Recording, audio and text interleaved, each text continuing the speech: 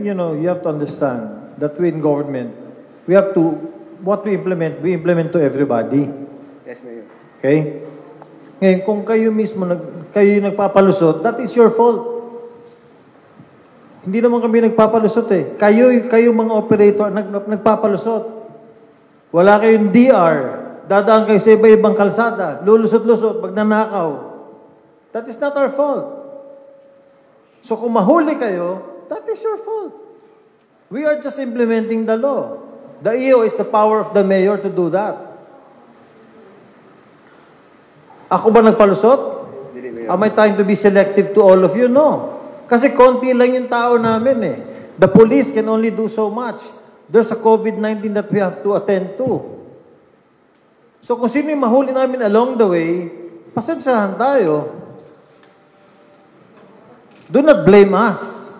Wala kayong permit. You know, you cannot export minerals. It's very clear. How many years have you been doing this? And then you're blaming us when we are implementing the right way.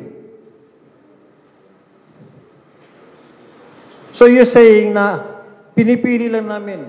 Kung alam mo na pinipili lang namin, tell me now sino yung nagpapalusot. Because you know. Pag may nahuli, binibigyan ng penalty. How many death threats did some of you guys give to Mr. Dumalan? That's the reason he resigned.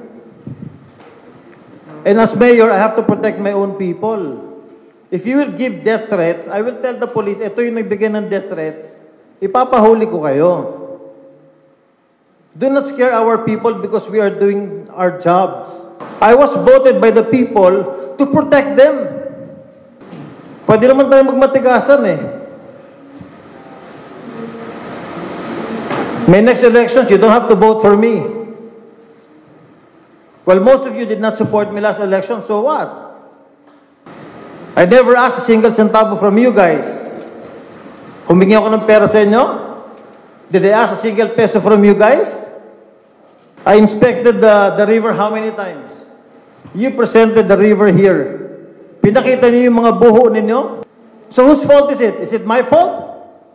Look at the mirror. Tignan niyo yung sarili ninyo. Meron ba akong violation as a permittee, as an operator? Kung wala kang violation, barog. Pero kung meron kang violation, that's why we are here because we have to straighten things out. Let's talk of a plan. What do? Let's rehab. But if there is a law, we have all to follow it. We have a presentation. River lang yung pinakita natin. But on the side, pag tinignan mo mga buho, it's bigger pa than this building. Kaya bawa ninyo na ang requirement is only 1 meter ang depth. Ang sa inyo, more than 9 meters na. Kaya magpalusot eh, kasi nga konti lang yung enforcement. Pag masakpan, magalit pa mo sa amo. That's not fair. I mean, how many years have you been doing this? We are here in government. Our job is, number one, to protect the environment. But if we will continue this destruction, what will happen? What will be left to us? What will be left to the business that you have? We are protecting the environment. In a way, we are also protecting your business in the long run. Okay, kasi pag nasira tong river na to, buti nga EO lang eh. Because the EO, I can always lift it tomorrow. But if the national government will tell us, stop all operations in Panilahan River, o sa buhaton na to, we will be left with nothing. Labi na yung mga operator, you will be left without anything. Ang mga utang sa bangko, dili mabayaran. Nga naman, kikipasaratan man sa national. If Secretary Semato will see this, I will tell you, right there and then, sabihin nun, stop. Gina Lopez almost did that. She wanted to visit this kasi ang dami nagreklamo sa Facebook. It's a good thing she did not come here. Otherwise, baka by up to now, sarado pa yun. That's why we are here. Let's work. Let's work together. Let's come up with a good plan. Let's come up with a good rehab plan. Come up with a good embankment. Ayusin natin because the time will come, we will no longer allow trucks to pass through the cemented roads dyan sa kung saan kayo nag-ooperate. Because the passes, the permits that you pay will not even suffice sa pagpapaayos ng mga kalsada ng mga semento. It is very costly to build new roads every 3-4 years. The government cannot afford. And then if there are ordinances that are being created, we suggest you join the public hearing all the time. Kasi pag may public hearing, tas kung sino lang ipapadala ninyo, number one, who cannot decide on your businesses, who cannot speak on your behalf, your representative will just sit down and listen. Pag natapos yung ordinances na ginagawa nila dito, then that's the time na magre-reklamo lang tayo. Ang hirap mag-repeal ng ordinance. That's why it's very important that all of us, we work together. We really have to work together. All of us here are friends, living in one community. And there is really a need to live amicably, obligingly, and peacefully. I've been talking to D.E. Lino of the DPWH.